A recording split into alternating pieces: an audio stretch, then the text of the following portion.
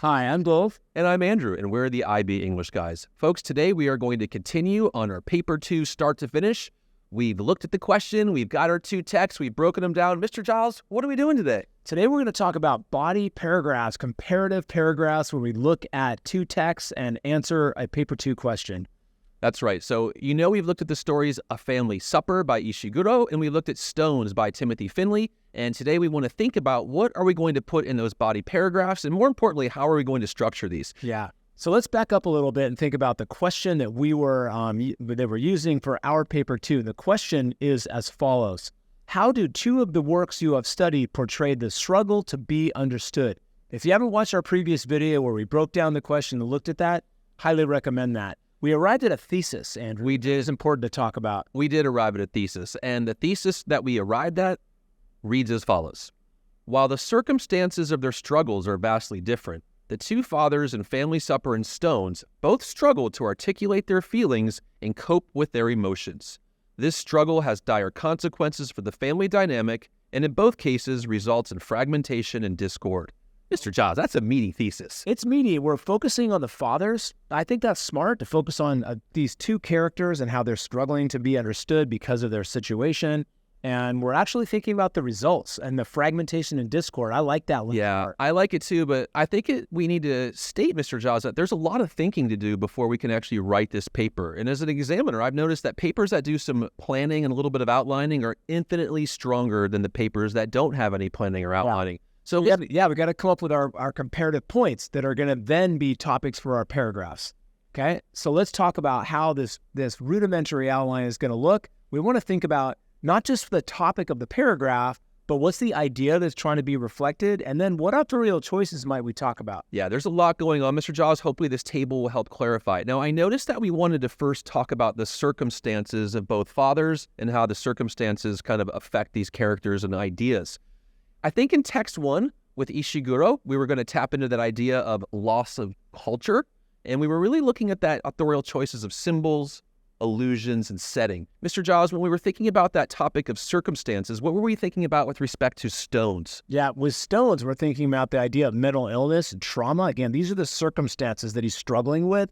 He's coming back from war and that mental illness that he's experiencing. We want to think about with authorial choices, we're thinking about the atmosphere that's conveyed when he comes back.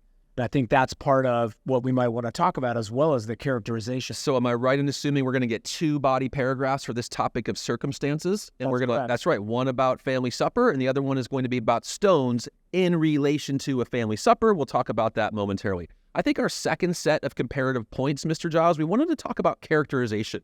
Can you take us through the father and the characterization of the father with A Family Supper? Yeah, sure. With A Family Supper, he is thinking about his own pride, his Japanese pride. And this is, again, part of who he is. He's very formidable. He's got this sort of samurai code.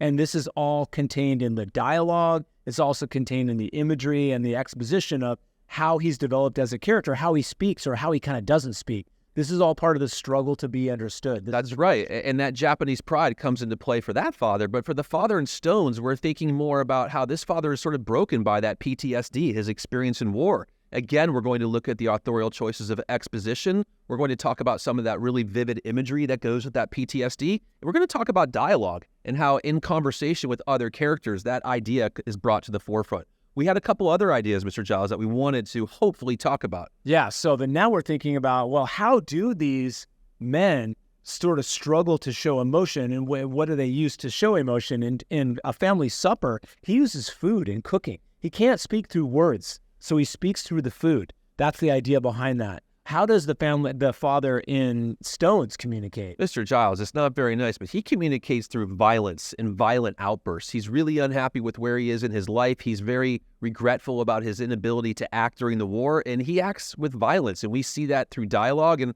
I think we see it through the symbolism of, I believe it's a hammer, Mr. Giles. It's pretty awful, right? Yeah, that's right. We did have one other topic we wanted to get to. It's the endings.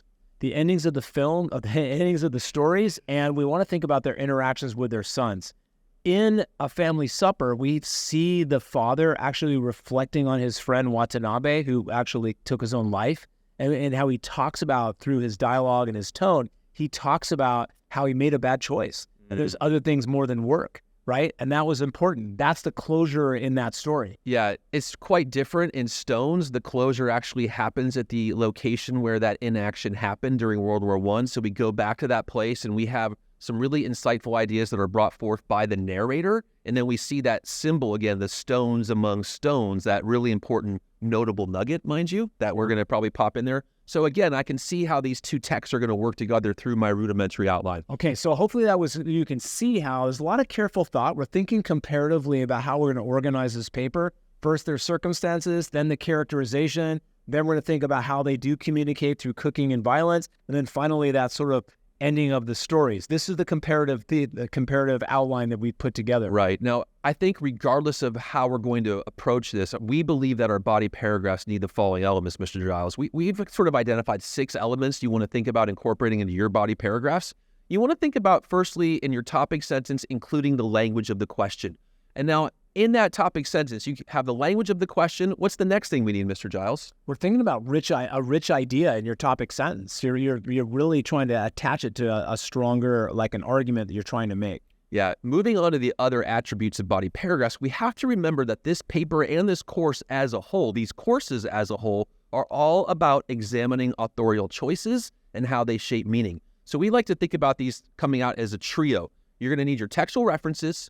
You're going to want to pin that to some sort of literary feature, and you want to talk about that author-audience relationship and how that the use of that authorial choice is shaping meaning with respect to your main claim. Now, Mr. Giles, paper 2 is comparative in nature. What's that last element we're going to need in our body paragraphs? Yeah, we need comparative language, comparative phrasing, especially in that second body paragraph. That's going to be super important that we talk about. Okay, let's look at this paragraph here that I think has some really interesting ideas. This is, again, this idea of the idea of characterization, the characterization of the story of these fathers. Yeah, I recommend that you pause the video momentarily and read this to yourself. We're going to talk about some of the attributes of these actual body paragraphs, okay? So, Mr. Giles, what's something that you notice about the topic sentence of this piece? Well, first of all, I noticed that there's a transition from the idea of the circumstances of the situation, which was the previous paragraph, and then the topic of the paragraph is this characterization of the father, but also that green, that he's unable to be understood. So we're really thinking about how he's characterized and how it actually shows that he can't really be understood. That's what the question is asking you to talk about. And of course, characterization is one of our broad authorial choices, much like exposition and narrator are large, broad authorial choices. Again, here we see that first textual reference coming in, that formidable-looking man with the large, stony jaw and furious black eyebrows. I know you remember those nuggets. That's a really good example of imagery and how that imagery builds on the characterization, which, of course, links to our main idea about how these fathers are struggling to be understood. Yeah, it seems like the way that he's described physically makes it seem like he's quite stern and quite he's got a wall up. And then again, we add this phrase, pure samurai blood, which is, again, another sort of notable nugget that we remember. And again, we think about the honor and his being a samurai. I think is quite important. What else do we notice? Well, we see that last element of dialogue and characterization, again, bringing in that textual reference, a man of principle. And ultimately, this leads to that concluding sentence of the body paragraph where we see that link to that idea of being understood, being struggle. Mr. Giles, this student is really focused. Keep in mind, however, that we've only taken on text A in this body paragraph. So what does that imply about the next body paragraph, Mr. Giles? The next body paragraph is going to be about stones, and this is where the writer is going to have their comparative hat on. This is where they're going to have a lot of discussion, not just about stones, but about that first text, a family supper. This is very important. So let's look at the next body paragraph. Notice right away that we have a comparative phrase, in contrast to the father in a family supper. Very smart. Mr. Giles, if I just sort of step back and look at this paragraph from afar, I see a lot of comparative language. We've underlined all those phrases. In contrast to, unlike. He is clearly not formidable like the father in a family supper, like the narrator in a family supper. Both fathers in both cases. This paragraph is packed with comparative language, so I know that this student is taking on the father in the story Stones, but as you said, in relation to what Ishiguro has done in his story with the father in that story. Yeah, that's right. And notice that the textual references are very short phrases that the student would hopefully remember, like the idea of his head was bowed and his shoulder were rounded forward.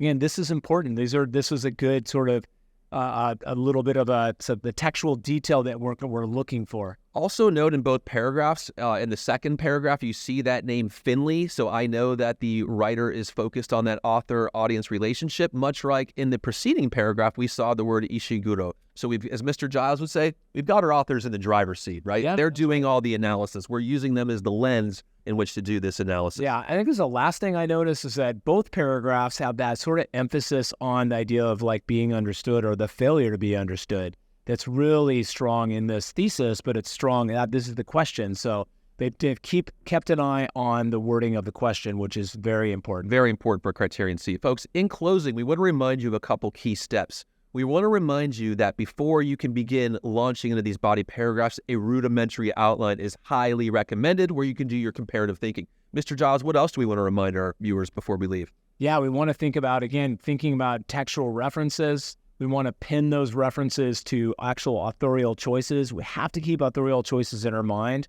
and really put the author in the driver's seat. Lastly, folks, remember, language of the guiding question or other phrases similar. We want to see that throughout the response, and we need that comparative phrasing. Look at those underlying phrases we've used and think about how you can integrate that into your compare and contrast writing.